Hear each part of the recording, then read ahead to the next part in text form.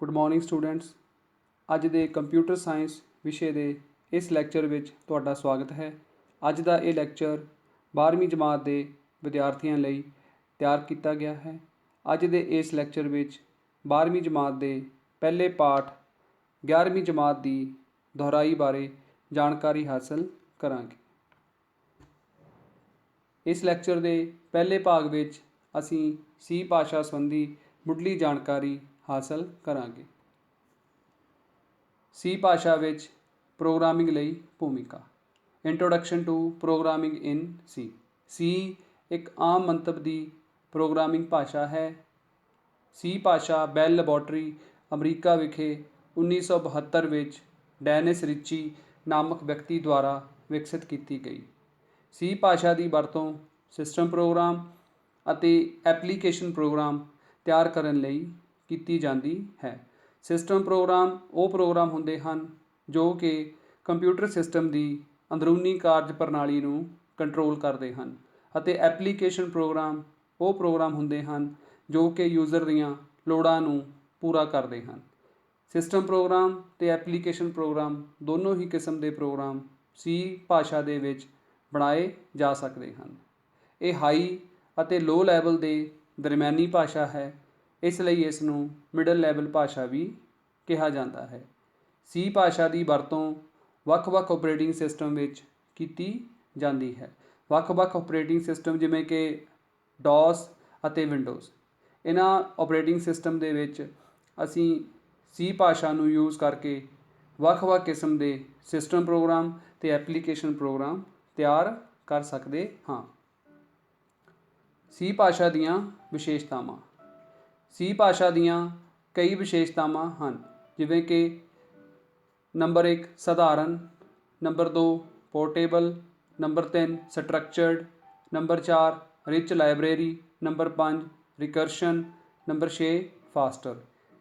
सारियां ही विशेषतावां C program की popularity नूं वधाउंदियां हन। सब तो पहलां गल करते हाँ सधारण। सी एक बहुत ही सिंपल प्रोग्रामिंग लैंगुएज है। इस लैंगुएज नूं यूज़ करके आपां एक सिंपल अप्रोच के नाल अपनी प्रोग्रामिंग कर सकते हाँ।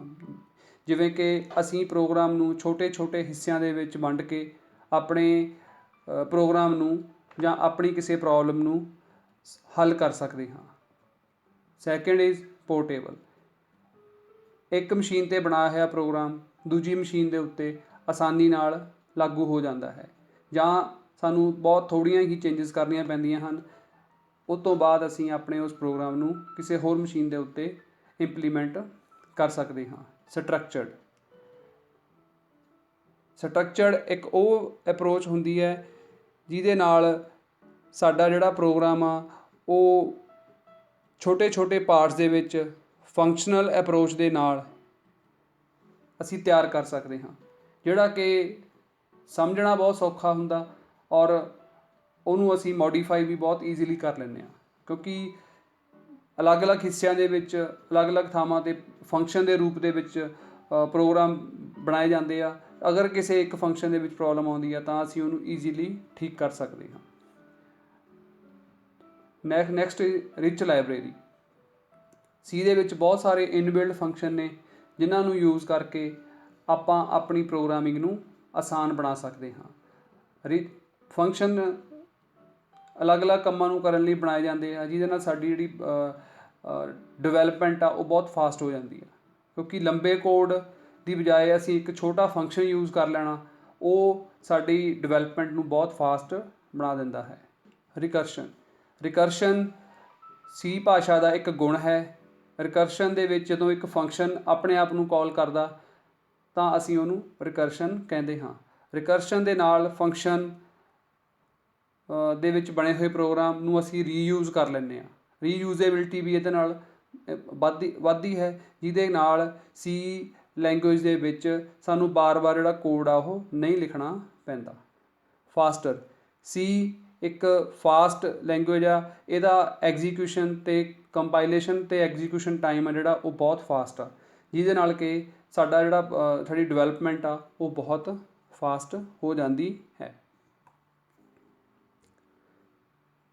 सी प्रोग्राम का ढांचा। Basic structure of C program. ਜਦੋਂ ਅਸੀਂ ਸੀ ਪ੍ਰੋਗਰਾਮ ਬਣਾਉਂਦੇ ਹਾਂ ਤਾਂ ਉਹਦੇ ਵਿੱਚ ਸਾਡੇ ਕੋਲ ਅਲੱਗ-ਅਲੱਗ ਪਾਰਟ ਹੁੰਦੇ ਹਨ। ਸਭ ਤੋਂ ਪਹਿਲਾਂ ਡਾਕੂਮੈਂਟੇਸ਼ਨ ਸੈਕਸ਼ਨ, ਜਿਹਦੇ ਵਿੱਚ ਅਸੀਂ ਕਮੈਂਟਸ ਲਿਖਦੇ ਹਾਂ। ਕਮੈਂਟਸ ਉਹ ਟਿੱਪਣੀਆਂ ਹੁੰਦੀਆਂ ਹਨ ਜਿਹੜੀਆਂ ਕਿ ਪ੍ਰੋਗਰਾਮ ਐਗਜ਼ੀਕਿਊਸ਼ਨ ਜਾਂ ਕੰਪਾਈਲੇਸ਼ਨ ਦੇ ਟਾਈਮ ਮੈਮਰੀ ਨੂੰ ਯੂਜ਼ ਨਹੀਂ ਕਰਦੀਆਂ। ਸਿਰਫ ਇਹ ਪ੍ਰੋਗਰਾਮ ਦੇ ਭਾਗ ਬਾਰੇ ਸਾਨੂੰ ਦੱਸਦੀਆਂ ਵੀ ਇਹ ਭਾਗ ਸਾਡੇ ਪ੍ਰੋਗਰਾਮ ਦਾ ਕਿਹੜਾ ਕੰਮ ਕਰੂਗਾ। ਇਹਦੇ ਲਈ ਅਸੀਂ ਇਹਨਾਂ ਨੂੰ ਯੂਜ਼ ਕਰਦੇ ਹਾਂ। ਜਾਂ ਅਸੀਂ ਡਿਊਰਿੰਗ ਪ੍ਰੋਗਰਾਮ ਅਸੀਂ ਕਿਸੇ ਲਾਈਨ ਨੂੰ ਐਗਜ਼ੀਕਿਊਟ ਨਹੀਂ ਕਰਨਾ ਚਾਹੁੰਦੇ ਤਾਂ ਅਸੀਂ ਉਸ ਹਿੱਸੇ ਨੂੰ ਕਮੈਂਟ ਬਣਾ ਲੈਂਦੇ ਹਾਂ। Next is link section. Header files ਅਸੀਂ ਇਨਕਲੂਡ ਕਰਦੇ ਹਾਂ, ਹੈਸ਼ ਇਨਕਲੂਡ, stdio.h, ਜਾਂ ਇਹ ਤੋਂ ਇਲਾਵਾ ਹੋਰ ਅਸੀਂ ਇਨਕਲੂਡ ਕਰਦੇ ਹਾਂ ਜਿਹੜੀਆਂ ਕਿ ਸਾਡੇ ਪ੍ਰੋਗਰਾਮ ਦੇ ਵਿੱਚ ਜਿਹੜੇ ਅਸੀਂ ਫੰਕਸ਼ਨ ਯੂਜ਼ ਕਰਦੇ ਹਾਂ ਉਹਨਾਂ ਨੂੰ ਚੱਲਣ ਦੇ ਵਿੱਚ ਹੈਲਪ ਕਰਦੀਆਂ। ਜੇ ਅਸੀਂ ਇਹ ਸੈਕਸ਼ਨ ਨੂੰ ਇਨਕਲੂਡ ਨਹੀਂ ਕਰਦੇ ਤਾਂ ਅਸੀਂ ਆਪਣੇ ਪ੍ਰੋਗਰਾਮ ਨੂੰ ਕੰਪਾਈਲ ਅਤੇ ਐਗਜ਼ੀਕਿਊਟ ਨਹੀਂ ਕਰ ਸਕਦੇ। ਗਲੋਬਲ ਡਿਕਲੇਰੇਸ਼ਨ ਜਦੋਂ ਅਸੀਂ ਕਿਸੇ ਵੇਰੀਏਬਲ ਨੂੰ ਇੱਕ ਤੋਂ ਜ਼ਿਆਦਾ ਫੰਕਸ਼ਨ ਦੇ ਵਿੱਚ ਯੂਜ਼ ਕਰਨਾ ਹੁੰਦਾ ਤਾਂ ਅਸੀਂ ਗਲੋਬਲੀ ਇੱਕ ਵੇਰੀਏਬਲ ਨੂੰ ਡਿਕਲੇਅਰ ਕਰਦੇ ਹਾਂ ਉਹਦੀ ਡਾਟਾ ਟਾਈਪ ਦੇ ਅਨੁਸਾਰ, ਅਤੇ ਉਹਨੂੰ ਆਪਾਂ ਵੱਖ-ਵੱਖ ਪ੍ਰੋਗਰਾਮਾਂ ਦੇ ਵਿੱਚ ਯੂਜ਼ ਕਰ ਸਕਦੇ ਹਾਂ। ਮੇਨ ਸੈਕਸ਼ਨ, ਮੇਨ ਕਿਸੇ ਵੀ ਸੀ ਪ੍ਰੋਗਰਾਮ ਦਾ ਹਿੱਸਾ ਹੋਣਾ ਜ਼ਰੂਰੀ ਹੈ। ਮੇਨ ਦੇ ਉੱਤੋਂ ਹੀ ਪ੍ਰੋਗਰਾਮ ਦੀ ਐਗਜ਼ੀਕਿਊਸ਼ਨ ਸਟਾਰਟ ਹੁੰਦੀ ਹੈ। ਇਸ ਫੰਕਸ਼ਨ ਸੈਕਸ਼ਨ ਦੇ ਵਿੱਚ ਅਸੀਂ ਸਾਰੇ ਆਪਣੇ ਬਾਕੀ ਦੇ ਫੰਕਸ਼ਨ ਕਾਲ ਕਰਦੇ ਹਾਂ। ਮੇਨ ਦੇ ਨਾਲ ਅਸੀਂ ਪੈਰੇਂਥੀਸਿਸ ਯੂਜ਼ ਕਰਦੇ ਹਾਂ। ਉਸ ਤੋਂ ਬਾਅਦ ਓਪਨਿੰਗ ਬਰੇਸ ਅਤੇ closing brace. Opening brace program function ਦੀ ਸ਼ੁਰੂਆਤ ਅਤੇ ਕਲੋਜ਼ਿੰਗ ਬਰੇਸ ਫੰਕਸ਼ਨ ਦਾ ਅੰਤ, ਮੀਨਸ ਪ੍ਰੋਗਰਾਮ ਦਾ ਅੰਤ। ਔਰ ਇਹਦੇ ਇਨ ਬਿਟਵੀਨ ਡਿਕਲੇਰੇਸ਼ਨ ਪਾਰਟ ਅਤੇ ਐਗਜ਼ੀਕਿਊਸ਼ਨ ਪਾਰਟ। ਅਸੀਂ ਕੋਈ ਵੇਰੀਏਬਲ ਡਿਕਲੇਅਰ ਕਰਨੇ ਨੇ ਉਹਨਾਂ ਦੇ ਡਾਟਾ ਟਾਈਪ ਦੇ ਅਨੁਸਾਰ ਤਾਂ ਅਸੀਂ ਇਸ ਸੈਕਸ਼ਨ ਦੇ ਵਿੱਚ ਕਰਦੇ ਹਾਂ, ਅਤੇ ਅਸੀਂ ਕੋਈ ਐਗਜ਼ੀਕਿਊਟੇਬਲ ਆਊਟਪੁੱਟ ਸਟੇਟਮੈਂਟ ਲੈਣੀਆਂ ਨੇ ਜਾਂ ਇਨਪੁੱਟ ਕਰਾਉਣੀ ਹੈ ਕੋਈ ਵੈਲਿਊ ਅਸੀਂ, ਤਾਂ ਉਹ ਅਸੀਂ ਇਸ ਪਾਰਟ ਦੇ ਵਿੱਚ ਅਸੀਂ ਯੂਜ਼ ਕਰਦੇ ਹਾਂ। ਮਗਰ ਅਸੀਂ ਹਮੇਸ਼ਾ ਇਹਨਾਂ ਸਟੇਟਮੈਂਟਸ ਦਾ ਸੈਮੀਕੋਲਨ ਦੇ ਨਾਲ ਕਰਦੇ ਹਾਂ। ਅਤੇ ਸਬ ਪ੍ਰੋਗਰਾਮ ਸੈਕਸ਼ਨ, ਜਦੋਂ ਯੂਜ਼ਰ ਡਿਫਾਈਨਡ ਫੰਕਸ਼ਨ ਅਸੀਂ ਯੂਜ਼ ਕਰਨੇ ਆ ਤਾਂ ਯੂਜ਼ਰ ਨੇ ਆਪਣੀ ਲੋੜ ਅਨੁਸਾਰ ਕੋਈ ਫੰਕਸ਼ਨ ਯੂਜ਼ ਕਰਨੇ ਆ ਤਾਂ ਅਸੀਂ ਇਸ ਸੈਕਸ਼ਨ ਦੇ ਵਿੱਚ ਉਹਨਾਂ ਫੰਕਸ਼ਨ ਨੂੰ ਯੂਜ਼ ਕਰਦੇ ਹਾਂ। ਤਾਂ ਡਾਕੂਮੈਂਟ ਸੈਕਸ਼ਨ ਭਾਗ ਪਹਿਲਾ, ਲਿੰਕ ਸੈਕਸ਼ਨ ਭਾਗ ਦੂਜਾ, ਇਹਦਾ ਡਿਕਲੇਰੇਸ਼ਨ ਭਾਗ ਤੀਜਾ। ਇਹਨਾਂ ਵਿੱਚੋਂ ਅਸੀਂ ਡਾਕੂਮੈਂਟੇਸ਼ਨ ਭਾਗ ਨੂੰ ਅਸੀਂ ਲਿਖ ਕੇ ਚੱਲਦੇ ਹਾਂ ਮੋਸਟਲੀ, ਅਤੇ ਗਲੋਬਲ ਡਿਕਲੇਰੇਸ਼ਨ ਭਾਗ ਅਸੀਂ ਉਦੋਂ ਯੂਜ਼ ਕਰਦੇ ਹਾਂ ਜਦੋਂ ਅਸੀਂ ਕਿਸੇ ਵੇਰੀਏਬਲ ਨੂੰ ਇੱਕ ਤੋਂ ਜ਼ਿਆਦਾ ਫੰਕਸ਼ਨ ਦੇ ਵਿੱਚ ਯੂਜ਼ ਕਰਨਾ। ਰੈਸਟ ਅਸੀਂ ਮੇਨ, ਇਸ ਲੈਵਲ ਦੀ ਪ੍ਰੋਗਰਾਮਿੰਗ ਹੀ ਅਸੀਂ ਹੁਣ ਤੱਕ ਕੀਤੀ ਆ ਕਿ ਅਸੀਂ ਮੇਨ ਦੇ ਅੰਦਰ ਹੀ ਆਪਣੇ ਪ੍ਰੋਗਰਾਮ ਬਣਾਏ ਨੇ, ਚਾਹੇ ਅਸੀਂ ਉਹ ਸਿੰਪਲ ਪ੍ਰੋਗਰਾਮ ਬਣਾਏ ਨੇ, ਚਾਹੇ ਲੂਪ ਵਾਲੇ ਪ੍ਰੋਗਰਾਮ ਬਣਾਏ ਨੇ, ਜਾਂ ਅਸੀਂ ਐਰੇ ਵਾਲੇ ਪ੍ਰੋਗਰਾਮ ਬਣਾਏ ਨੇ। ਮੁੱਢਲਾ ਸੀ ਪ੍ਰੋਗਰਾਮ। ਸੀ ਦਾ ਇੱਕ ਮੁੱਢਲਾ ਪ੍ਰੋਗਰਾਮ ਆਪਾਂ ਸਾਰੇ ਪ੍ਰੋਗਰਾਮ ਕਰੇ ਨੇ 11ਵੀਂ ਜਮਾਤ ਦੇ ਵਿੱਚ, ਤਾਂ ਇਹ ਪ੍ਰੋਗਰਾਮ ਮੇਰੇ ਹਿਸਾਬ ਨਾਲ ਹੁਣ ਤੁਹਾਨੂੰ ਬਹੁਤ ਆਸਾਨ ਲੱਗਦਾ ਹੋਵੇਗਾ। ਕਿਉਂਕਿ ਇਹ ਪ੍ਰੋਗਰਾਮ ਅਸੀਂ ਐਰੇ ਤੱਕ ਪ੍ਰੋਗਰਾਮ ਕਰ ਲਏ, ਅਤੇ ਇਹ ਪ੍ਰੋਗਰਾਮ ਹੁਣ ਤੁਹਾਡੇ ਲਈ ਬਹੁਤ ਸੌਖਾ ਹੋਵੇਗਾ। ਇਹਦੇ ਉੱਪਰ ਅਸੀਂ ਫਾਈਲਾਂ ਇਨਕਲੂਡ ਕਰ ਲੈਂਦੇ ਹਾਂ ਇੱਥੇ ਹੈਸ਼ ਲਗਾ ਕੇ। ਇਹ ਅਸੀਂ ਨਹੀਂ ਕੀਤਾ ਇਸ ਸੈਕਸ਼ਨ ਦੇ ਵਿੱਚ। ਬਾਕੀ ਦਾ ਇਹ ਜਿਹੜਾ ਸਾਰਾ ਪ੍ਰੋਗਰਾਮ ਆ ਇਹਦੇ ਵਿੱਚ ਅਸੀਂ ਮੇਨ ਸਾਡਾ ਹਮੇਸ਼ਾ ਹੋਣਾ ਹੀ ਹੋਣਾ ਹੁੰਦਾ, ਹਰੇਕ ਸੀ ਪ੍ਰੋਗਰਾਮ ਦਾ ਹਿੱਸਾ ਹੁੰਦਾ। ਇੱਥੋਂ ਸਾਡੀ ਐਗਜ਼ੀਕਿਊਸ਼ਨ ਸਟਾਰਟ ਆ। ਪੈਰੇਂਥੀਸਿਸ, ਕਰਲੀ ਬ੍ਰੇਸ, ਸਟਾਰਟਿੰਗ ਕਰਲੀ ਬ੍ਰੇਸ ਅਤੇ ਕਲੋਜ਼ਿੰਗ। ਅਤੇ ਇਹਦੇ ਪ੍ਰਿੰਟਐਫ ਇੱਕ ਆਊਟਪੁੱਟ ਸਟੇਟਮੈਂਟ, ਇਹ ਫਾਰਮੈਟ ਸਟਿੰਗ ਸਾਡੀ ਆਊਟਪੁੱਟ ਪ੍ਰਿੰਟਐਫ ਸਟੇਟਮੈਂਟ ਦੇ ਨਾਲ ਸਕਰੀਨ 'ਤੇ ਡਿਸਪਲੇ ਹੋਊਗੀ। ਤਾਂ ਇਹ ਇੱਕ ਬੇਸਿਕ ਮੁੱਢਲਾ ਸੀ ਪ੍ਰੋਗਰਾਮ ਆ ਜਿਹੜਾ ਕਿ ਅਸੀਂ ਹਮੇਸ਼ਾ ਆਪਣੇ ਪ੍ਰੋਗਰਾਮ ਦੇ ਵਿੱਚ ਲਿਖਦੇ ਹਾਂ। ਚਾਹੇ ਅਸੀਂ ਕੋਈ ਵੱਡਾ ਕੰਮ ਕਰਾਉਂਦੇ ਹਾਂ, ਚਾਹੇ ਅਸੀਂ ਕੋਈ ਛੋਟਾ ਕੰਮ ਕਰਾਉਣਾ, ਤਾਂ ਅਸੀਂ ਇਹ ਜਿਹੜਾ ਪ੍ਰੋਗਰਾਮ ਆ, ਬੇਸਿਕ ਪ੍ਰੋਗਰਾਮ ਆ, ਉਹ ਅਸੀਂ ਹਮੇਸ਼ਾ ਲਿਖਦੇ ਹਾਂ। ਮੇਰੇ ਹਿਸਾਬ ਨਾਲ ਤੁਹਾਨੂੰ ਇਹ ਫੰਕਸ਼ਨ ਦੇ ਬਾਰੇ, ਇਸ ਪ੍ਰੋਗਰਾਮ ਦੇ ਬਾਰੇ ਪੂਰੀ ਜਾਣਕਾਰੀ ਹੈ, ਕਿਉਂਕਿ ਆਪਾਂ 11ਵੀਂ ਜਮਾਤ ਦੇ ਵਿੱਚ ਇਹਨਾਂ ਪ੍ਰੋਗਰਾਮਸ ਨੂੰ ਬਹੁਤ ਡਿਟੇਲ ਦੇ ਵਿੱਚ ਕਰ ਚੁੱਕੇ ਹਾਂ। ਦੁਬਾਰਾ ਇੱਕ ਵਾਰ ਫੇਰ ਰਿਵਾਈਜ਼ ਕਰਦੇ ਹਾਂ। ਮੇਨ ਇੱਕ ਹੋਣਾ ਫੰਕਸ਼ਨ ਜ਼ਰੂਰੀ ਆ। ਪੈਰੇਂਥੀਸਿਸ ਆਪਾਂ ਯੂਜ਼ ਕਰਦੇ ਹਾਂ। ਉਹ ਤੋਂ ਬਾਅਦ opening curly brace, closing brace, in between printf, ਅਤੇ ਇਹ ਹੈਲੋ ਵਰਲਡ ਨੂੰ ਐਜ਼ ਏ ਆਊਟਪੁੱਟ ਸਾਨੂੰ ਸਕਰੀਨ ਦੇ ਉੱਤੇ ਕੰਪਾਈਲ ਔਰ ਐਗਜ਼ੀਕਿਊਟ ਕਰਨ ਤੋਂ ਬਾਅਦ ਡਿਸਪਲੇ ਕਰ ਦਿੰਦਾ ਹੈ। ਸੀ ਪ੍ਰੋਗਰਾਮ ਦਾ ਕੰਪਾਈਲ ਅਤੇ ਲਾਗੂ ਕਰਨ। सी प्रोग्राम का कंपाइल ते लागू करन इंपॉर्टेंट पार्ट ने। चाहे असी एक छोटा प्रोग्राम बना लीए, चाहे असी कोई बड़ा प्रोग्राम बना लीए, उस हरेक प्रोग्राम ने इन्हां स्टेजिस दे विचों हमेशा निकलना। सब तो पहलां असी शुरुआत करते हैं, प्रोग्राम अपनी फाइल बनाने, जिहदे विच साडे कोले पहला पार्ट आ जाता। प्रोग्राम लिखना शुरू करते हैं आपां सी कंपाइलर स्टार्ट करके। उस तो बाद असी प्रोग्राम नूं सेव करते हैं। सेव करन वाले पॉइंट नूं आपां स्किप करिआ सी, बहुते प्रोग्राम सेव नहीं कीते, पर फिर भी आपां इस पार्ट नूं भी कंसिडर करते हैं कि असी प्रोग्राम नूं सेव करते हैं। तो कंपाइलेशन प्रोग्राम, इन्हां दोनों पार्ट्स तो बाद प्रोग्राम लिख लेना, प्रोग्राम नूं सेव कर लेना, उस तो बाद कंपाइलेशन एक इंपॉर्टेंट पार्ट आ, जिहड़ा कि साडे ये चैक करदा कि साडा लिखिया होया प्रोग्राम गलतियां रहत आ, कि असी सी दे सिंटैक्स के अकॉर्डिंगली सारा कुछ उहदे विच लिख लिया। ये चैक करन लई असी प्रोग्राम नूं कंपाइल करते हैं। कंपाइलेशन दे लई असी कीबोर्ड तो कंट्रोल F9 कीज़ प्रैस करते हैं तो साडा प्रोग्राम कंपाइल हो जाता। जेकर साडा प्रोग्राम बिल्कुल ठीक हुंदा तां स्क्रीन एक बार ब्लिंक करके रुक जाती है, पर जे साडे प्रोग्राम दे विच किसी भी तरह दी कोई गलतियां ने तां सानूं एक मैसेज डिस्पले हुंदा ते उहदे विच साडीआं गलतियां ते जो भी असी प्रोग्राम दे विच गलत कीता वो सानूं डिस्पले कर दिंदा। फिर सानूं वो गलतियां ठीक करनियां पैंदियां और उस तो बाद फिर असी दोबारा यही स्टैप रिपीट करते हैं। तो अगर वो ठीक हुंदा तां फिर साडा प्रोग्राम इस पार्ट नूं इन बिटवीन ही कवर कर लैंदा कि सिस्टम दे नाल लिंक कर लैंदा। वो हरेक वारी ये पार्ट नाल ही कंप्लीट हुंदा कंपाइलेशन दे। ते उस तो बाद फिर जे अगर साडा प्रोग्राम बिल्कुल ठीक आ तां साडा फिर असी इस पार्ट नूं लास्ट एग्जीक्यूट करते हैं प्रोग्राम नूं, जिहड़ा कि असी कीबोर्ड तो Alt F5 प्रैस करते हैं। जिद्दां कि असी प्रीवियस एक डिस्कस किया छोटा जिहा प्रोग्राम मेन का, अगर असी उहनूं लिखते हैं तो उपर असी हैश इनकलूड वाली फाइल नहीं लगाई तां असी प्रोग्राम नूं कंपाइल करते हैं तो साडा प्रोग्राम आउटपुट जनरेट कंपाइल हो जाऊगा तो एरर शो कर दूगा कि तुसीं उत्ते फाइल इनकलूड नहीं की।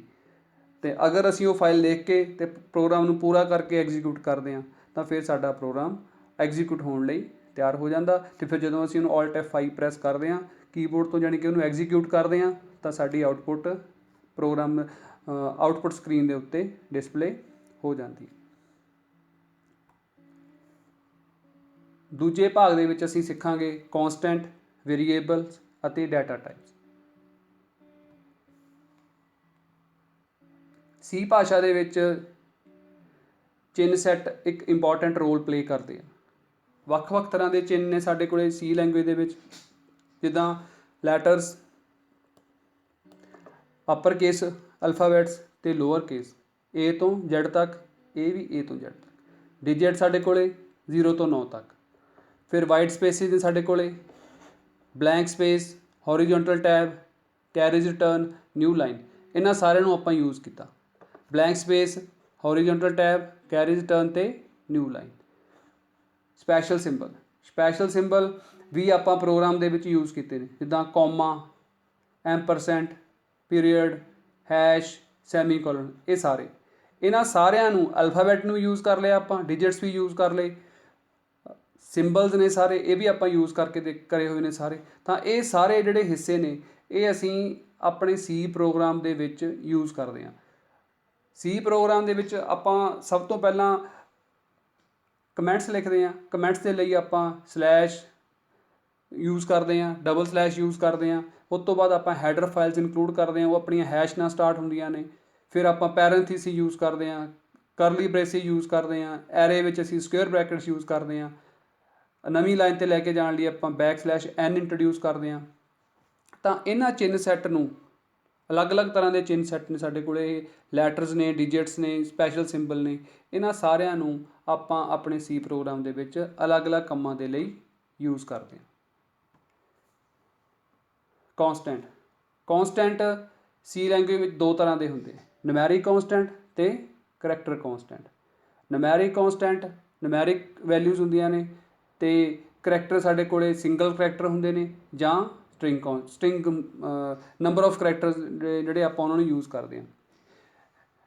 न्यूमैरिक कॉन्सटेंट की गल करते हैं आपां, न्यूमैरिक कॉन्सटेंट साडे कोले इंटीजर कॉन्सटेंट हुंदे ने जां साडे कोले रियल कॉन्सटेंट हुंदे आ। जिद्दां एग्जांपल दे विच लिखिआ इत्थे नाल 12 एक इंटीजर वैल्यू आ ते 200 ये एक इंटीजर वैल्यू आ, ये इंटीजर कॉन्सटेंट ने। ਤੇ ਰੀਅਲ ਕੌਂਸਟੈਂਟ ਜਦੋਂ ਅਸੀਂ ਫ੍ਰੈਕਸ਼ਨਲ ਪਾਰਟ ਨੂੰ ਯੂਜ਼ ਕਰਦੇ ਹਾਂ, ਪੁਆਇੰਟਾਂ ਵਾਲੀ ਵੈਲਿਊ ਨੂੰ, 12.34 ਜਾਂ 2.345, ਇਹ ਪੁਆਇੰਟਾਂ ਵਾਲੀ ਵੈਲਿਊ ਸਾਡੇ ਕੋਲੇ। ਤਾਂ ਨੁਮੈਰਿਕ ਕੌਂਸਟੈਂਟ ਨੇ ਜਿਹੜੇ ਉਹ ਦੋ ਤਰ੍ਹਾਂ ਦੇ ਨੇ, ਇੰਟੀਜ਼ਰ ਕੌਂਸਟੈਂਟ ਤੇ ਰੀਅਲ ਕੌਂਸਟੈਂਟ। ਹੁਣ ਆਪਾਂ ਗੱਲ ਕਰਦੇ ਹਾਂ ਕਰੈਕਟਰ ਕੌਂਸਟੈਂਟ ਦੀ। ਕਰੈਕਟਰ ਕੌਂਸਟੈਂਟ ਸਾਡੇ ਕੋਲੇ ਵੀ ਦੋ ਤਰ੍ਹਾਂ ਦੇ ਨੇ, ਸਿੰਗਲ ਕਰੈਕਟਰ ਕੌਂਸਟੈਂਟ ਜਾਂ ਸਟਰਿੰਗ ਕੌਂਸਟੈਂਟ। ਸਿੰਗਲ ਕਰੈਕਟਰ ਕੌਂਸਟੈਂਟ ਸਾਡੇ ਕੋਲੇ ਕੈਰੇ ਕੋਟਸ ਦੇ ਵਿੱਚ ਆਪਾਂ ਇਹਨੂੰ ਲਿਖਦੇ ਹਾਂ, ਕੈਰੇ ਕੋਮਿਆਂ 'ਚ ਲਿਖਦੇ ਹਾਂ, ਜਿੱਦਾਂ A ਲਿਖ ਲਿਆ ਆਪਾਂ, ਸਿੰਗਲ ਕਰੈਕਟਰ ਹੋ ਗਿਆ, B ਸਿੰਗਲ ਕਰੈਕਟਰ ਹੋ ਗਿਆ। ਤਾਂ ਇਸੇ ਤਰ੍ਹਾਂ ਆਪਾਂ ਸਟਰਿੰਗ ਦੀ ਗੱਲ ਕਰ ਲਈਏ, ਸਟਰਿੰਗ ਕੀ ਹੁੰਦੇ, ਚਿੰਨ੍ਹਾਂ ਦਾ ਸਾਰ, ਨੰਬਰ ਆਫ ਕਰੈਕਟਰਸ। ਤਾਂ ਇਹਦੇ ਵਿੱਚ ਅਸੀਂ ਇੰਡੀਅਨ ਲਿਖ ਲਿਆ, ਇਹਦੇ ਵਿੱਚ ਕਈ ਨੇ ਅਤੇ ਅਸੀਂ ਇਹਨਾਂ ਨੂੰ ਦੋਹਰੇ ਕੌਮਿਆਂ ਦੇ ਵਿੱਚ ਪਰਿਭਾਸ਼ਿਤ ਕਰਦੇ ਹਾਂ। ਤਾਂ ਕੌਂਸਟੈਂਟ ਸਾਡੇ ਕੋਲੇ ਦੋ ਤਰ੍ਹਾਂ ਦੇ ਨੇ, ਨੁਮੈਰਿਕ ਕੌਂਸਟੈਂਟ ਅਤੇ ਕਰੈਕਟਰ ਕੌਂਸਟੈਂਟ। ਨੁਮੈਰਿਕ ਕੌਂਸਟੈਂਟ ਫਰਦਰ ਦੋ ਤਰ੍ਹਾਂ ਦੇ ਨੇ, ਇੰਟੀਜ਼ਰ ਕੌਂਸਟੈਂਟ ਔਰ ਰੀਅਲ ਕੌਂਸਟੈਂਟ। ਜਿਹੜੇ ਇੰਟੀਜ਼ਰ ਕੌਂਸਟੈਂਟ ਨੇ ਸਾਡੇ ਕੋਲੇ ਸਿੰਪਲ ਵੈਲਿਊਜ਼ ਬਿਨਾਂ ਪੁਆਇੰਟਾਂ ਤੋਂ 12 ਜਾਂ 200 ਜਾਂ ਇੱਦਾਂ ਦੀਆਂ ਹੋਰ ਵੈਲਿਊਜ਼। ਰੀਅਲ ਕੌਂਸਟੈਂਟ ਦੇ ਵਿੱਚ ਸਾਡੇ ਕੋਲੇ ਪੁਆਇੰਟਾਂ ਵਾਲੀ ਵੈਲਿਊਜ਼ ਅਤੇ ਸਿੰਗਲ ਕਰੈਕਟਰ ਕੌਂਸਟੈਂਟ ਅਤੇ ਸਟਰਿੰਗ ਕੌਂਸਟੈਂਟ, ਇਹ ਸਾਡੇ ਕੋਲੇ ਕਰੈਕਟਰ ਕੌਂਸਟੈਂਟ ਦੀਆਂ ਕਿਸਮਾਂ ਨੇ।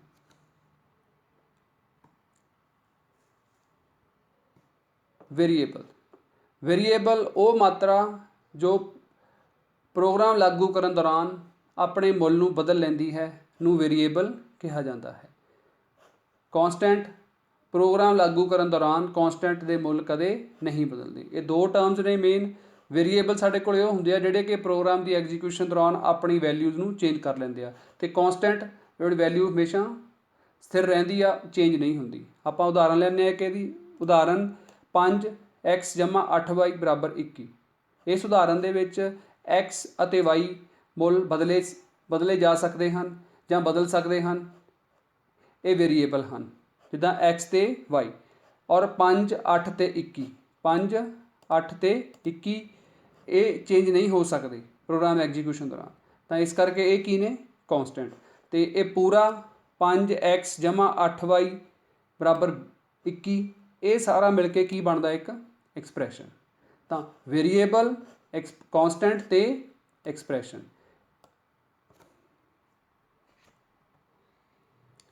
Data types. Data types programming ਭਾਸ਼ਾਵਾਂ ਵਿੱਚ ਪਰਿਭਾਸ਼ਿਤ ਕੀਤੇ ਜਾਣ ਵਾਲੇ ਵੱਖ-ਵੱਖ ਮੁੱਲ ਦਾ ਸੰਗ੍ਰਹਿ ਹੁੰਦਾ ਹੈ। ਵੱਖ-ਵੱਖ ਸਾਡੇ ਕੋਲ ਵੈਲਿਊਜ਼ ਨੇ। ਜਦੋਂ ਅਸੀਂ ਕੰਮ ਕਰਦੇ ਹਾਂ ਪ੍ਰੋਗਰਾਮ ਦੇ ਦੌਰਾਨ, ਤਾਂ ਸਾਨੂੰ ਡਿਫਰੈਂਟ ਟਾਈਪਸ ਆਫ ਵੈਲਿਊਜ਼ ਨੂੰ ਅਸੀਂ ਯੂਜ਼ ਕਰਨਾ। ਜਿਵੇਂ ਬੇਸਿਕ ਡਾਟਾ ਟਾਈਪ ਨੇ ਸਾਡੇ ਕੋਲ, 4 ਤਰ੍ਹਾਂ ਦੀਆਂ ਡਾਟਾ ਟਾਈਪਸ ਨੇ। Basic data types, drive data type, enumeration data type ਅਤੇ ਵੋਇਡ। ਅਸੀਂ ਗੱਲ ਕਰਾਂਗੇ ਬੇਸਿਕ ਡਾਟਾ ਟਾਈਪ ਦੀ। ਬੇਸਿਕ ਡਾਟਾ ਟਾਈਪ ਸਾਡੇ ਕੋਲ ਇੰਟ, ਜਿਹਦੇ ਵਿੱਚ ਅਸੀਂ ਇੰਟੀਜ਼ਰ ਵੈਲਿਊ ਸਟੋਰ ਕਰਦੇ ਹਾਂ, ਜਿੱਦਾਂ ਕਿ ਬਿਨਾਂ ਪੁਆਇੰਟਾਂ ਤੋਂ ਅਸੀਂ ਵੈਲਿਊ ਜਿਹੜੀ ਸਟੋਰ ਕਰਦੇ ਹਾਂ। ਫਲੋਟ ਦੇ ਵਿੱਚ ਅਸੀਂ ਫ੍ਰੈਕਸ਼ਨਲ ਪਾਰਟ, ਪੁਆਇੰਟਾਂ ਵਾਲੀ ਵੈਲਿਊ ਯੂਜ਼ ਕਰਦੇ ਹਾਂ। ਕੈਰ ਦੇ ਵਿੱਚ ਅਸੀਂ ਕਰੈਕਟਰ ਸਟੋਰ ਕਰਦੇ ਹਾਂ ਜਾਂ ਅਸੀਂ ਸਟਰਿੰਗ ਯੂਜ਼ ਕਰਦੇ ਹਾਂ। ਡਬਲ ਦੇ ਵਿੱਚ ਅਸੀਂ ਫ੍ਰੈਕਸ਼ਨਲ ਪਾਰਟ ਯੂਜ਼ ਕਰਦੇ ਹਾਂ। ਇਹਨਾਂ ਦੋਨਾਂ ਦੇ ਵਿੱਚ ਕੀ ਆ ਵੀ, ਇਹਨਾਂ ਦੇ ਵਿੱਚ ਅਸੀਂ ਬਹੁਤ ਵੱਡੀਆਂ ਕੀਮਤਾਂ ਸਟੋਰ ਕਰਕੇ ਰੱਖ ਸਕਦੇ ਹਾਂ, ਫਲੋਟ ਦੇ ਵਿੱਚ ਔਰ ਇੰਟ ਦੇ ਵਿੱਚ। ਇਹਨਾਂ ਦੀ ਕਪੈਸਿਟੀ ਸਾਰਿਆਂ ਦੀ ਅਲੱਗ-ਅਲੱਗ ਆ। ਇੰਟ ਦੀ ਆਪਣੀ ਕਪੈਸਿਟੀ ਹੈ ਡਾਟਾ ਸਟੋਰ ਕਰਨ ਦੀ, ਫਲੋਟ ਦੀ ਆਪਣੀ ਕਪੈਸਿਟੀ ਆ, ਕਰੈਕਟਰ ਦੀ ਆਪਣੀ ਆ, ਅਤੇ ਡਬਲ ਦੀ ਆਪਣੀ ਆ। ਫਲੋਟ ਔਰ ਡਬਲ ਦੇ ਵਿੱਚ ਐਕੂਰੇਸੀ ਪਲੱਸ ਬਹੁਤ ਵੱਡੇ ਲੈਵਲ 'ਤੇ ਅਸੀਂ ਜਦੋਂ ਡਾਟਾ ਸਟੋਰ ਕਰਨਾ, ਤਾਂ ਅਸੀਂ ਉਦੋਂ ਇਹਨਾਂ ਡਾਟਾ ਟਾਈਪਸ ਨੂੰ ਯੂਜ਼ ਕਰਦੇ ਹਾਂ। ਇਹ ਤੋਂ ਇਲਾਵਾ ਡਰਾਈਵ ਡਾਟਾ ਟਾਈਪ ਨੇ ਸਾਡੇ ਕੋਲ, ਅਸੀਂ ਐਰੇ ਯੂਜ਼ ਕੀਤੇ ਆ। ਡਰਾਈਵ ਡਾਟਾ ਟਾਈਪਸ ਅਤੇ ਨੈਮਰੇਸ਼ਨ ਡਾਟਾ ਟਾਈਪ ਯੂਜ਼ਰ ਆਪਣੀ ਲੋੜ ਦੇ ਅਨੁਸਾਰ ਬਣਾਉਂਦਾ, ਇਹਨਾਂ ਨੂੰ ਲਿਖਦਾ। ਜਿਵੇਂ ਅਸੀਂ ਐਰੇ ਬਣਾਏ ਸੀਗੇ, ਜਾਂ ਸਟਰਕਚਰ ਯੂਜ਼ ਕਰੀਏ ਆਪਾਂ ਕਦੇ, ਜਾਂ ਯੂਨੀਅਨ ਯੂਜ਼ ਕਰੀਏ, ਤਾਂ ਯੂਜ਼ਰ ਆਪ ਖੁਦ ਇਹਨਾਂ ਨੂੰ ਬਣਾਉਂਦਾ। ਐਰੇ ਯੂਜ਼ ਕਰਨਾ ਤਾਂ ਐਰੇ ਦਾ ਸਾਈਜ਼ ਅਸੀਂ ਉਹਨੂੰ ਆਪ ਮੈਂਸ਼ਨ ਕਰ ਦਿੰਦੇ ਹਾਂ ਵੀ ਉਹਦਾ ਇੰਨਾ ਸਾਈਜ਼ ਆ। ਉਹ ਹੁਣ ਅਸੀਂ ਐਰੇ 1 ਡਾਇਮੈਂਸ਼ਨ ਯੂਜ਼ ਕਰਨਾ, 2 ਡਾਇਮੈਂਸ਼ਨ ਐਰੇ ਯੂਜ਼ ਕਰਨਾ, ਜਾਂ ਮਲਟੀ ਡਾਇਮੈਂਸ਼ਨਲ ਐਰੇ ਅਸੀਂ ਯੂਜ਼ ਕਰਨਾ। ਤਾਂ ਇਸੇ ਤਰ੍ਹਾਂ ਹੀ ਵਾਇਡ ਇੱਕ ਉਹ ਡਾਟਾ ਟਾਈਪ ਹੁੰਦੀ ਹੈ ਜਿਹੜੀ ਕਿ ਫੰਕਸ਼ਨ ਜਦੋਂ ਆਪਾਂ ਯੂਜ਼ ਕਰਦੇ ਹਾਂ ਤਾਂ ਫੰਕਸ਼ਨ ਦੇ ਰਿਟਰਨ ਕੀਤੇ ਮੁੱਲ ਨੂੰ ਦਰਸਾਉਂਦੀ ਆ। ਜਿਵੇਂ ਹੁਣ ਜੇ ਅਸੀਂ ਮੇਨ ਦੀ ਗੱਲ ਕਰੀਏ, ਮੇਨ ਫੰਕਸ਼ਨ ਦੇ ਨਾਲ ਅਸੀਂ ਕੁਛ ਨਹੀਂ ਲਗਾਉਂਦੇ, ਪੈਰੇਂਥੀਸਿਸ ਵੀ ਖਾਲੀ ਨੇ ਅਤੇ ਵੋਇਡ ਲਾ ਦਿੰਦੇ ਹਾਂ, ਤਾਂ ਸਾਨੂੰ ਉਹ ਫੰਕਸ਼ਨ ਨਲ ਵੈਲਿਊ ਰਿਟਰਨ ਕਰ ਲਓ। ਤਾਂ ਉੱਥੇ ਅਸੀਂ ਇਸ ਡਾਟਾ ਟਾਈਪ ਨੂੰ ਵੀ ਯੂਜ਼ ਕਰਦੇ ਹਾਂ।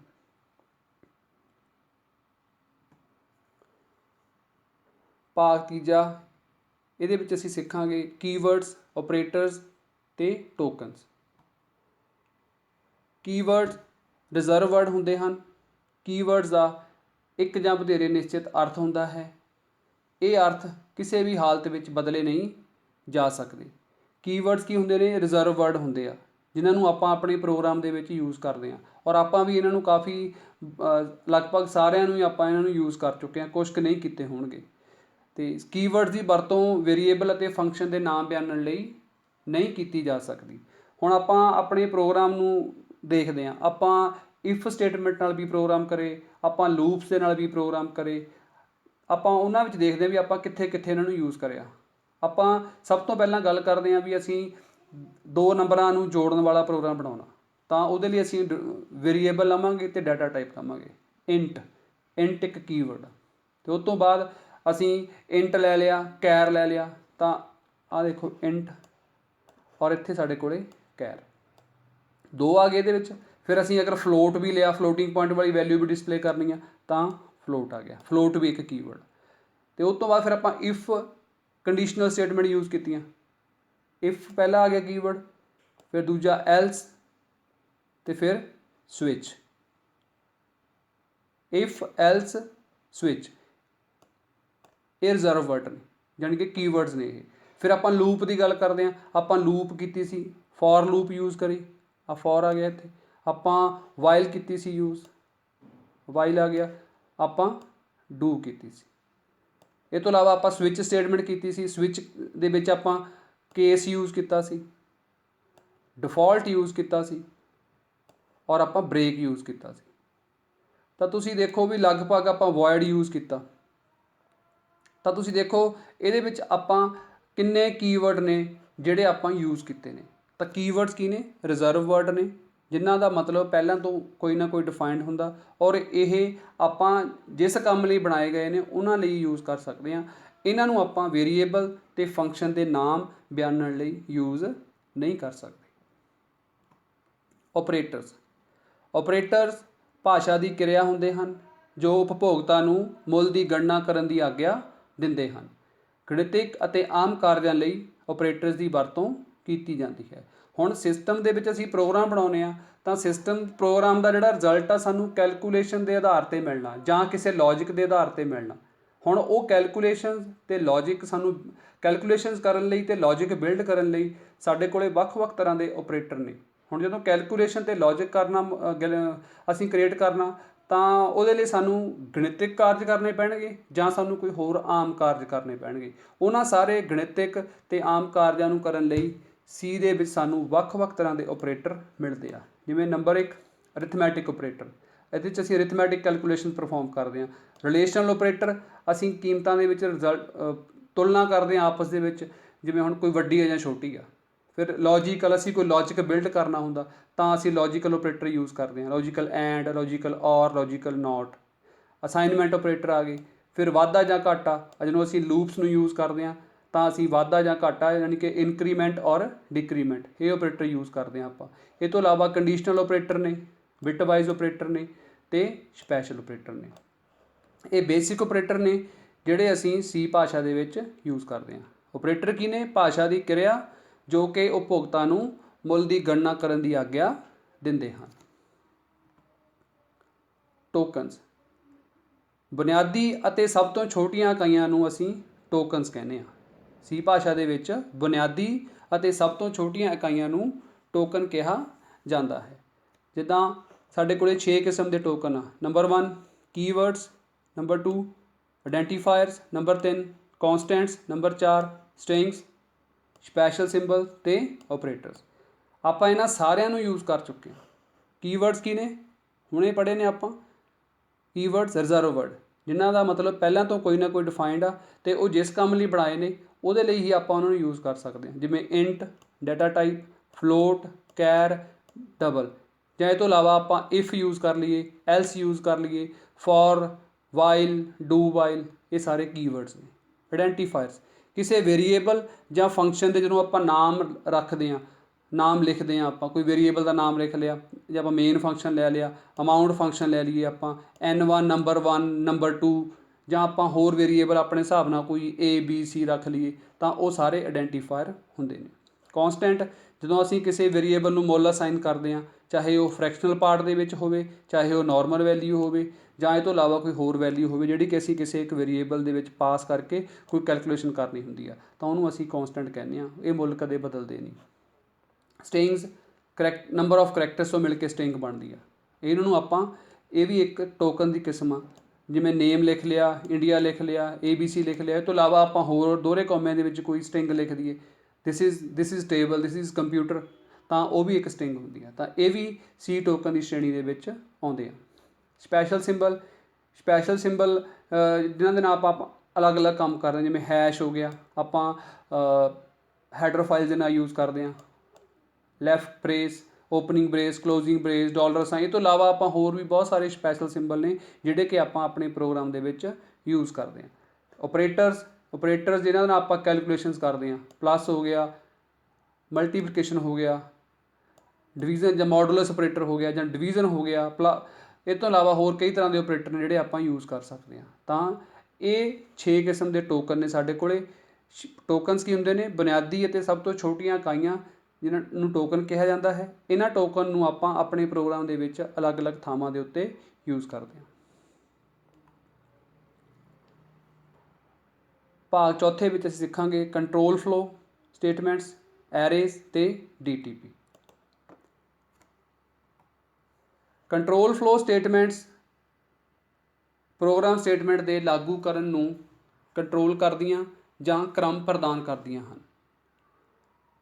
ਕੰਟਰੋਲ ਫਲੋ ਸਟੇਟਮੈਂਟ ਸਾਡੇ ਕੋਲ 3 ਤਰ੍ਹਾਂ ਦੀਆਂ ਨੇ: ਕੰਡੀਸ਼ਨਲ ਸਟੇਟਮੈਂਟਸ, ਲੂਪਿੰਗ ਸਟੇਟਮੈਂਟਸ ਅਤੇ ਜੰਪਿੰਗ ਸਟੇਟਮੈਂਟ। ਕੰਟਰੋਲ ਸ਼ਬਦ ਤੋਂ ਹੀ ਆਪਾਂ ਨੂੰ ਸਮਝ ਲੱਗਦਾ ਵੀ ਅਸੀਂ ਕਿਸੇ ਚੀਜ਼ ਨੂੰ ਕੰਟਰੋਲ ਕਰਨਾ ਚਾਹੁੰਦੇ ਹਾਂ। ਹੁਣ ਉਹ ਕੰਟਰੋਲ ਕਿਸੇ ਕੰਡੀਸ਼ਨ ਦੇ ਆਧਾਰ 'ਤੇ ਹੋ ਸਕਦੀ ਆ, ਜਾਂ ਅਸੀਂ ਉਹਨੂੰ ਇੱਕ ਲੂਪ ਦੇ ਵਿੱਚ ਕੰਟੀਨਿਊਸ ਚਲਾਵਾਂਗੇ ਵੀ ਉਹ ਇੱਕ ਕੰਡੀਸ਼ਨ ਦੇ ਆਧਾਰ ਦੇ ਉੱਤੇ ਉਨੀ ਦੇਰ ਤੱਕ ਚੱਲਦੀ ਰਹੇ ਜਿੰਨੀ ਦੇਰ ਤੱਕ ਉਹ ਕੰਡੀਸ਼ਨ ਗਲਤ ਨਹੀਂ ਹੁੰਦੀ। ਤਾਂ ਨੈਕਸਟ ਹੈਗਾ ਥਰਡ ਜੰਪਿੰਗ, ਵੀ ਅਸੀਂ ਕਿਸੇ ਭਾਗ ਨੂੰ ਪ੍ਰੋਗਰਾਮ ਐਗਜੀਕਿਊਸ਼ਨ ਦੌਰਾਨ ਰੋਕਣਾ ਚਾਹੁੰਦੇ ਹਾਂ, ਜਾਂ ਕਿਸੇ ਪੁਆਇੰਟ ਤੋਂ ਕੰਟੀਨਿਊ ਕਰਾਉਣਾ ਚਾਹੁੰਦੇ ਹਾਂ, ਜਾਂ ਅਸੀਂ ਕਿਸੇ ਭਾਗ ਤੋਂ ਕੰਟਰੋਲ ਦੂਜੇ ਭਾਗ 'ਤੇ ਟਰਾਂਸਫਰ ਕਰਨਾ ਚਾਹੁੰਦੇ ਹਾਂ। ਤਾਂ ਇੱਦਾਂ ਅਸੀਂ ਆਪਣੇ ਪ੍ਰੋਗਰਾਮ ਨੂੰ ਕੰਟਰੋਲ ਕਰ ਸਕਦੇ ਹਾਂ। ਕੰਡੀਸ਼ਨਲ ਸਟੇਟਮੈਂਟ ਦੇ ਵਿੱਚ ਅਸੀਂ ਕੰਡੀਸ਼ਨ ਲਗਾਉਂਦੇ ਹਾਂ ਵੀ ਅਸੀਂ ਇਸ ਕੰਡੀਸ਼ਨ ਦੇ ਹਿਸਾਬ ਨਾਲ ਕੋਈ ਆਪਣੀ ਆਊਟਪੁੱਟ ਜਨਰੇਟ ਕਰਨਾ ਚਾਹੁੰਦੇ ਹਾਂ। ਤਾਂ ਉਹਦੇ ਲਈ ਸਾਡੇ ਕੋਲੇ ਇਫ ਐਲਸ ਇਫ ਲੈਟਰ ਅਤੇ ਸਵਿਚ, ਇਹ 4 ਤਰ੍ਹਾਂ ਦੀਆਂ ਬੇਸਿਕ ਸਾਡੇ ਕੋਲੇ ਕੰਡੀਸ਼ਨਲ ਸਟੇਟਮੈਂਟ ਨੇ। ਇਹਨਾਂ ਨੂੰ ਯੂਜ਼ ਕਰਕੇ ਆਪਾਂ ਆਪਣੇ ਪ੍ਰੋਗਰਾਮ ਦੇ ਵਿੱਚ ਕੰਡੀਸ਼ਨ ਦੇ ਆਧਾਰ 'ਤੇ ਕੋਈ ਨਾ ਕੋਈ ਨਤੀਜਾ ਪ੍ਰਾਪਤ ਕਰ ਸਕਦੇ ਹਾਂ। ਜਿਵੇਂ ਆਪਾਂ ਇੱਕ ਬਹੁਤ ਹੀ ਸਿੰਪਲ ਪ੍ਰੋਗਰਾਮ ਬਣਾ ਲਈਏ ਵੀ ਅਸੀਂ ਦੇਖਣਾ ਚਾਹੁੰਦੇ ਹਾਂ ਕਿ ਵੀ ਇੱਕ ਜਿਹੜਾ ਪ੍ਰੋਗਰਾਮ ਆ ਅਸੀਂ ਕੋਈ ਨੰਬਰ ਐਂਟਰ ਕਰਦੇ ਹਾਂ, ਵੀ ਸਾਡਾ ਪ੍ਰੋਗਰਾਮ ਸਾਨੂੰ ਇਹ ਦੱਸੇ ਵੀ ਦਾਖਲ ਕੀਤਾ ਗਿਆ ਨੰਬਰ ਪੋਜ਼ੀਟਿਵ ਹੈ ਜਾਂ ਨੈਗੇਟਿਵ। ਹੁਣ ਪੋਜ਼ੀਟਿਵ ਨੈਗੇਟਿਵ ਲਈ ਸਾਨੂੰ ਇੱਕ ਲੌਜਿਕ ਪਤਾ ਹੋਣਾ ਚਾਹੀਦਾ ਵੀ ਅਗਰ ਵੈਲਿਊ 0 ਤੋਂ ਛੋਟੀ ਆ ਤਾਂ ਉਹ ਨੈਗੇਟਿਵ ਹੋਊਗੀ, ਅਗਰ ਵੈਲਿਊ 0 ਤੋਂ ਵੱਡੀ ਆ ਤਾਂ ਉਹ ਪੋਜ਼ੀਟਿਵ ਹੋਊਗੀ। ਤਾਂ ਉਹਦੇ ਆਧਾਰ ਦੇ ਉੱਤੇ ਆਪਾਂ ਇਫ ਐਲਸ ਸਟੇਟਮੈਂਟ ਲਗਾ ਕੇ ਉਹਨੂੰ ਯੂਜ਼ ਕਰ ਸਕਦੇ ਹਾਂ। ਜਾਂ ਫਿਰ ਆਪਾਂ ਐਲਸ ਇਫ ਲੈਟਰ ਵਾਲਾ ਪ੍ਰੋਗਰਾਮ ਯੂਜ਼ ਕਰ ਲੈਂਦੇ ਹਾਂ ਵੀ ਅਸੀਂ 4 ਜਾਂ 5 ਨੰਬਰਾਂ ਦੇ ਵਿੱਚੋਂ ਦੇਖਣਾ ਵੀ ਜਿਹੜੀ ਵੱਡੀ ਵੈਲਿਊ ਆ ਉਹ ਪ੍ਰਿੰਟ ਹੋਵੇ।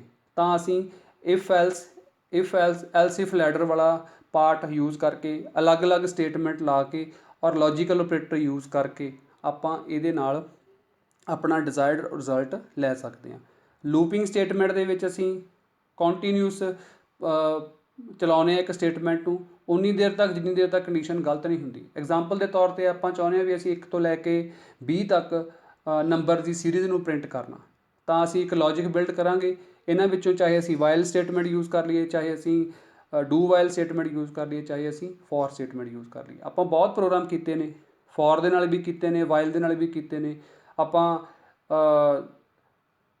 ਸਿੰਪਲ ਸੀਰੀਜ਼ ਪ੍ਰਿੰਟ ਕਰਾਈ ਆ, ਔਡ ਨੰਬਰਸ ਪ੍ਰਿੰਟ ਕੀਤੇ, ਈਵਨ ਨੰਬਰਸ ਪ੍ਰਿੰਟ ਕੀਤੇ, ਇਹਨਾਂ ਨੂੰ ਰਿਵਰਸ ਆਰਡਰ 'ਚ ਪ੍ਰਿੰਟ ਕੀਤਾ। ਤਾਂ ਉਹ ਸਾਰਾ ਲੂਪਿੰਗ ਦੇ ਨਾਲ ਹੀ ਆਪਾਂ ਕੰਟਰੋਲ ਕੀਤਾ।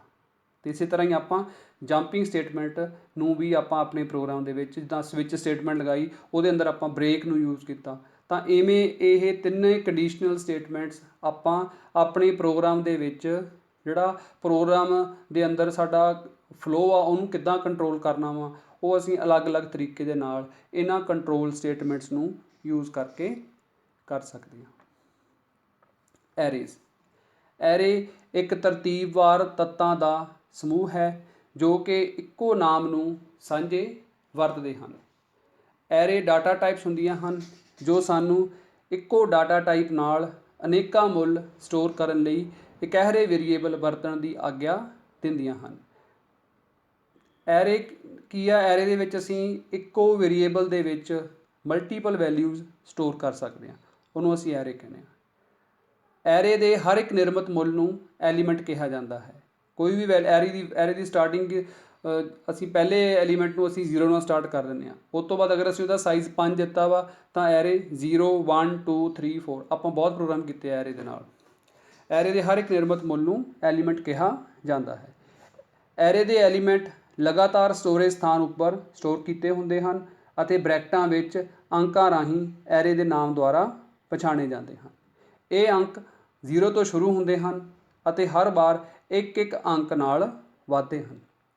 ਹਮੇਸ਼ਾ 0 ਤੋਂ ਸ਼ੁਰੂਆਤ ਕਰਨੀ ਆ। ਐਗਜ਼ਾਮਪਲ ਦੇ ਤੌਰ 'ਤੇ ਤੁਸੀਂ ਪਹਿਲਾਂ ਆਪਾਂ ਗੱਲ ਕਰਦੇ ਹਾਂ ਐਰੇ ਦੀਆਂ ਕਿਸਮਾਂ। ਐਰੇ ਦੀਆਂ ਕਿਸਮਾਂ 1 ਡਾਇਮੈਂਸ਼ਨਲ ਐਰੇ, 2 ਡਾਇਮੈਂਸ਼ਨਲ ਐਰੇ ਅਤੇ ਮਲਟੀ ਡਾਇਮੈਂਸ਼ਨ ਐਰੇ। ਇਹ 3 ਕਿਸਮ ਦੇ ਐਰੇ ਨੇ ਬੇਸਿਕ, ਜਿਨ੍ਹਾਂ ਨੂੰ ਆਪਾਂ ਆਪਣੇ ਸੀ ਪ੍ਰੋਗਰਾਮ ਦੇ ਵਿੱਚ ਯੂਜ਼ ਕਰਦੇ ਹਾਂ। ਆਪਾਂ ਗੱਲ 1 ਡਾਇਮੈਂਸ਼ਨ ਐਰੇ ਅਤੇ 2 ਡਾਇਮੈਂਸ਼ਨ ਐਰੇ ਦੀ ਹੀ ਇੱਥੇ ਕਰਾਂਗੇ।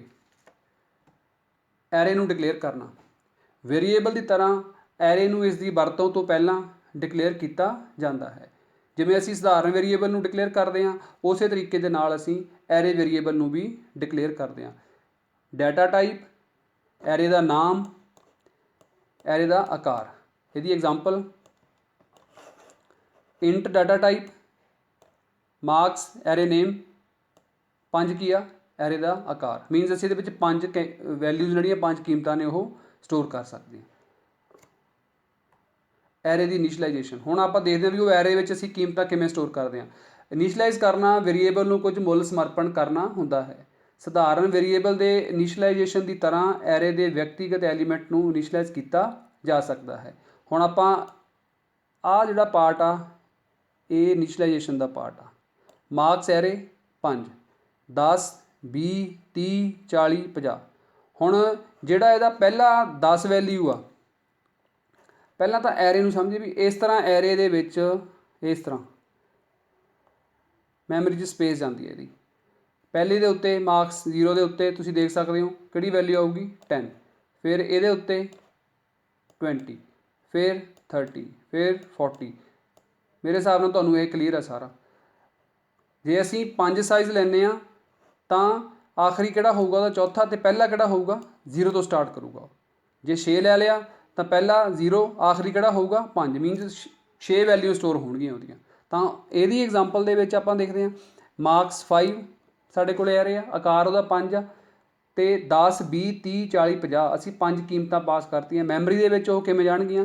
0 ਦਾ ਐਡਰੈਸ ਦੇ ਉੱਤੇ ਮਾਰਕਸ 0 ਉੱਤੇ ਕਿਹੜੀ ਵੈਲਿਊ ਪਈ ਹੋਊਗੀ 10, 1 ਦੇ ਉੱਤੇ ਕਿਹੜੀ ਪਈ ਹੋਊਗੀ 20, 2 ਦੇ ਉੱਤੇ 30, 3 ਤੇ 40 ਅਤੇ 4 ਤੇ 50। ਇਸੇ ਤਰ੍ਹਾਂ ਅਸੀਂ ਇਹਨੂੰ ਵਧਾਉਣੇ ਘਟਾਉਣੇ ਆ। ਪਰ ਮੇਨ ਗੱਲ ਅਸੀਂ ਕੀ ਯਾਦ ਰੱਖਣੀ ਆ ਕਿ ਐਰੇ ਦੇ ਜਿਹੜੇ ਐਲੀਮੈਂਟਸ ਨੇ ਹਮੇਸ਼ਾ ਕਿੱਥੋਂ ਸ਼ੁਰੂ ਹੁੰਦੇ ਨੇ? ਉਹ 0 ਤੋਂ। ਪਹਿਲਾ ਐਲੀਮੈਂਟ ਉਹਦਾ 0 ਹੋਊਗਾ, ਫਿਰ ਜਿੰਨੇ ਅੱਗੇ ਅਸੀਂ ਕੀਮਤਾਂ ਦਿੰਦੇ ਹਾਂ ਉਹਦੇ ਹਿਸਾਬ ਨਾਲ ਉਹ ਅੱਗੇ ਵੱਧਦੇ ਜਾਂਦੇ ਆ। ਤਾਂ ਇਸ ਤਰ੍ਹਾਂ ਅਸੀਂ ਐਰੇ ਦੀ ਇਨੀਸ਼ਲਾਈਜੇਸ਼ਨ ਕਰ ਸਕਦੇ ਹਾਂ। ਔਰ ਇਹਨਾਂ ਨੂੰ ਅਸੀਂ ਅਗਰ ਪ੍ਰਿੰਟ ਕਰਨਾ ਵਾ ਤਾਂ ਪ੍ਰਿੰਟਫ ਸਟੇਟਮੈਂਟ ਲਗਾ ਕੇ %d ਲਗਾਵਾਂਗੇ ਆਪਾਂ। ਉਸੇ ਤਰੀਕੇ ਨਾਲ ਵੈਲਿਊ ਪ੍ਰਿੰਟ ਕਰਾਂਗੇ ਜਿਵੇਂ ਆਪਾਂ ਸਧਾਰਨ ਵੇਰੀਏਬਲ ਦੀ ਵੈਲਿਊ ਪ੍ਰਿੰਟ ਕਰਦੇ ਸੀ। ਤਾਂ ਉੱਥੇ ਲਿਖ ਦਾਂਗੇ ਮਾਰਕਸ 0, ਆਹ ਹਿੱਸਾ ਲਿਖ ਦਾਂਗੇ, ਤਾਂ ਸਾਡੀ ਆਊਟਪੁੱਟ ਦੇ ਵਿੱਚ ਕੀ ਆਊਗਾ 10। ਜੇ ਅਸੀਂ 1 ਲਿਖਤਾ ਅੰਦਰ 0 ਦੀ ਥਾਂ 'ਤੇ ਤਾਂ ਆਊਟਪੁੱਟ ਕੀ ਆਊਗੀ 20। ਜੇ ਅਸੀਂ 2 ਲਿਖਤਾ ਤਾਂ 30, 3 ਲਿਖਤਾ ਤਾਂ 40। ਇਸੇ ਤਰੀਕੇ ਦੇ ਨਾਲ ਅਸੀਂ ਆਪਣੇ ਐਰੇ ਦੇ ਵਿੱਚ ਐਰੇ ਨੂੰ ਡਿਕਲੇਅਰ ਕਰ ਸਕਦੇ ਹਾਂ ਅਤੇ ਐਰੇ ਨੂੰ ਇਨੀਸ਼ਲਾਈਜ਼ ਕਰ ਸਕਦੇ ਹਾਂ। ਅਸੀਂ 1 ਡਾਇਮੈਂਸ਼ਨਲ ਐਰੇ ਦੀ ਗੱਲ ਕੀਤੀ। ਹੁਣ ਅਸੀਂ 2 ਡਾਇਮੈਂਸ਼ਨਲ ਐਰੇ ਦੀ ਗੱਲ ਕਰਦੇ ਹਾਂ ਵੀ 2 ਡਾਇਮੈਂਸ਼ਨਲ ਐਰੇ ਨੂੰ ਅਸੀਂ ਕਿਵੇਂ ਡਿਕਲੇਅਰ ਕਰਦੇ ਹਾਂ। ਸੇਮ ਲਿਖਾਂਗੇ ਡਾਟਾ ਟਾਈਪ, ਐਰੇ ਦਾ ਨੇਮ। ਹੁਣ ਇਹਦੇ ਵਿੱਚ ਅਸੀਂ 2 ਡਾਇਮੈਂਸ਼ਨ 2 ਮੈਟ੍ਰਿਕਸ ਯੂਜ਼ ਕਰ ਲੈਂਦੇ ਹਾਂ ਇਹਦੇ ਵਿੱਚ, ਰੋ ਅਤੇ ਕਾਲਮ। ਐਗਜ਼ਾਮਪਲ ਦੇਖ ਲੈਂਦੇ ਹਾਂ ਆਪਾਂ ਇਹਦੀ। ਇੰਟ ਡਾਟਾ ਟਾਈਪ ਮਾਰਕਸ, 2 ਕੀ ਇਹਦੇ ਵਿੱਚ ਰੋ ਹੋਣਗੀਆਂ, 2 ਕਾਲਮ। ਰੋ into column, total number of ਅਸੀਂ ਜਿਹੜੀਆਂ ਵੈਲਿਊ ਸਟੋਰ ਕਰ ਸਕਦੇ ਹਾਂ। ਯਾਨੀ ਕਿ ਇਸ ਐਰੇ ਦੇ ਵਿੱਚ ਅਗਰ ਅਸੀਂ ਗੱਲ ਕਰੀਏ 2 × 2 ਅਸੀਂ 4 ਕੀਮਤਾਂ ਸਟੋਰ ਕਰ ਸਕਦੇ ਹਾਂ। ਲਿਖਣਾ ਉੱਦਾਂ ਹੀ ਆ, ਡਿਕਲੇਅਰ ਉਸੇ ਤਰੀਕੇ ਨਾਲ ਕਰਨਾ, ਪਰ ਅਸੀਂ ਇਹਦੇ ਵਿੱਚ ਡਬਲ ਮੈਟ੍ਰਿਕਸ ਯੂਜ਼ ਕਰਦੇ ਹਾਂ। ਜਿਵੇਂ ਆਹ ਬਣੀ ਹੋਈ ਹੈ ਇਸ ਤਰ੍ਹਾਂ, ਸਕੁਏਅਰ ਬ੍ਰੈਕਟਸ ਪਾਉਣੀਆਂ ਹੁੰਦੀਆਂ ਨੇ ਆਪਾਂ ਇਹਦੇ ਵਿੱਚ। ਆਪਾਂ ਕਰ ਚੁੱਕੇ ਹਾਂ ਪ੍ਰੈਕਟੀਕਲ ਦਾ ਸਾਰਾ। 2 ਡਾਇਮੈਂਸ਼ਨਲ ਐਰੇ ਨੂੰ ਇਨੀਸ਼ਲਾਈਜ਼ ਕਰਨਾ ਵੀ ਕਿਵੇਂ ਅਸੀਂ ਉਹਨੂੰ ਵੈਲਿਊਜ਼ ਦਿੰਦੇ ਹਾਂ। एग्जाम्पल दी हुई है ये इंट मार्क्स क्लीयर होगा इतों तक मेरे हिसाब नाल तुहानूं 2 × 2 हुण असीं 2 × 2 असीं 4 कीमतां रख दियां इस तरह तो हुण इहने मैमरी दे विच किवें शो होना किवें इहने स्थान लैना सारा वो असीं इस टेबल दे राहीं समझांगे। कॉलम 0 कॉलम 1 रो 0 रो 1 क्योंकि अगर असीं कल्ले इस एरे की गल करिए तो इहदा पहला एलीमेंट की होगा 0 दूजा की होगा 1 मीनस रो 0 रो 1 असीं सिर्फ इस तरीके नाल रीड करना इहनूं मैमरी दे विच जां प्रोग्राम दे विच आह चीज़ां जो समझा रहे हैं वो लिखण की लोड़ नहीं है। जिवें रो 0 तो इहदा पहला एलीमेंट रो 1 इहदा दूजा एलीमेंट इस तरह ही कॉलम 0 इस कॉलम का पहला तो कॉलम 1 इहदा दूजा तो 2 हो गए 2 2 4 हुण असीं देखते हैं मैमरी दे विच वो सैल किवें बनदे आ। रो 0 तो कॉलम 0 मीनस आ इहदा एड्रैस होऊगा तो उस एड्रैस ते किहड़ी वैल्यू होगी 10 फिर रो तो इधर नूं 0 जा रही है पर कॉलम अगे जाके 1 हो गया तो उस एड्रैस के उत्ते किहड़ी वैल्यू होगी 20 फिर असीं अगे आ गए रो 1 तो कॉलम 0 हुण इहदे उत्ते किहड़ी वैल्यू होगी साडे कोले 30 इस तरह ही रो भी 1 तो कॉलम भी 1 इहदे उत्ते साडे कोले की वैल्यू होगी 40। अगर असीं इन्हां नूं प्रिंट करना वा तो असीं इस तरीके दे नाल इहदी वैल्यू नूं प्रिंट कर लैंदे आ। जदों असीं मार्क्स 0 0 लगा के प्रिंटफ स्टेटमेंट दे विच यूज़ करांगे इहनूं तां असीं 10 वैल्यू आउटपुट के तौर पर प्राप्त करांगे। जे असीं इस एड्रैस नाल यूज़ करांगे तां असीं 20 वैल्यू आउटपुट के तौर पर प्राप्त करांगे। इस तरह असीं बाकी दीयां कीमतां नूं प्राप्त करांगे। 1 डायमैंशनल एरे ते 2 डायमैंशनल एरे इत्थों तक आपां एरे नूं डिकलेयर करना एरे नूं इनीशलाइज करना एरे की वैल्यूज़ नूं प्रिंट करना एरे की वैल्यू नूं एक एरे तो दूजे एरे ते कॉपी करना ये सारे प्रोग्राम आपां बहुत डिटेल दे विच 11वीं जमात दे विच कीते सी। मैं उम्मीद करदा कि एरे ते मगर जो सी का कंसैप्ट पढ़िया वो तुहानूं रिवाइज हो गया होगा तो क्लीयर भी हो गया होगा। तो अज का लास्ट टॉपिक डैस्कटॉप पबलिशिंग। डैस्कटॉप पबलिशिंग वो एप्लीकेशन कंप्यूटर सिस्टम की जिहदे राहीं असीं अलग अलग तरह के जिहड़े डॉकूमेंट्स ने रिपोर्ट्स ने विजिटिंग कार्ड आ कैलेंडर ने इश्तिहार आ जां मैगजीन ने जां इह तों इलावा होर साडे कोई कंटेंट हो सकते आ उन्हां नूं आपां बहुत चंगी क्वालिटी दे नाल चंगे वधिया अखरां दे नाल जां एक बहुत प्रभावशाली लुक दे नाल असीं उन्हां नूं तैयार कर सकते हैं। DTP का संबंध कंप्यूटर की उस एप्लीकेशन नाल है जिहड़ा छोटियां कंपनियां जां व्यक्तियां लई कंप्यूटर राहीं रिपोर्टां विजिटिंग कार्ड कैलेंडर इश्तिहार मैगजीन आदि नूं चंगी क्वालिटी नाल छापदा है। DTP सॉफ्टवेयर द्वारा किसी भी भाषा के अखरां नूं बड़े वधिया ढंग ਅਤੇ कई तरीकों नाल छापिया जा सकता है। डैस्कटॉप पबलिशिंग एक पेज के लेआउट की योग्यता बारे दसदी है। डैस्कटॉप पबलिशिंग 1985 ਵਿੱਚ इंट्रोडक्शन टू मैक पबलिशर सॉफ्टवेयर नाल शुरू हुई सी जो कि WYSIWYG का पहला लेआउट सी। डैस्कटॉप पबलिशिंग की खासियत यह है भी असीं इहदे विच बहुत वधिया क्वालिटी दे नाल असीं तस्वीरां नूं असीं अखरां नूं यूज़ कर सकते हैं। तो सब तो वड्डा फीचर की आ what you see is what you get जो असीं देख रहे हुंदे हां उही असीं प्राप्त कर रहे हुंदे हां। इस कंसैप्ट के नाल असीं अपने डैस्कटॉप पबलिशिंग नूं यूज़ करके पेज लेआउट एडिटिंग ते इलस्ट्रेशन इन्हां अलग अलग तरीकों के नाल असीं अपनी लोड़ अनुसार विजिटिंग कार्ड कैलेंडर इश्तिहार मैगजीन आदि सारा कुछ तैयार कर सकते हैं। तो MS पबलिशर आपां करिया काफ़ी डिटेल दे विच तां उहदे विच असीं काफ़ी कुछ बना सकते हैं डैस्कटॉप पबलिशिंग के नाल संबंधित। तो अज के लैक्चर दे विच इन्ना ही तो उम्मीद करदा कि तुहानूं 11वीं जमात के जिहड़े कंसैप्ट रिवाइज करने वाले सी वो सारे लगभग समझ लग गए होणगे। तो तुसीं इन्हां सारे टॉपिक्स नूं बहुत चंगी तरह देखना पढ़ना तो कोशिश करनी है कि ये सारे जिहड़े टॉपिक ने तुसीं चंगी तरह रिवाइज करो तो लर्न कर सको। नैक्सट वीडियो दे विच इस चैप्टर दे विचों कुछ प्रैक्टिकल ने जिहड़े वो आपां करांगे ते तुहानूं टास्क भी दित्ते जाणगे। Thank you very much.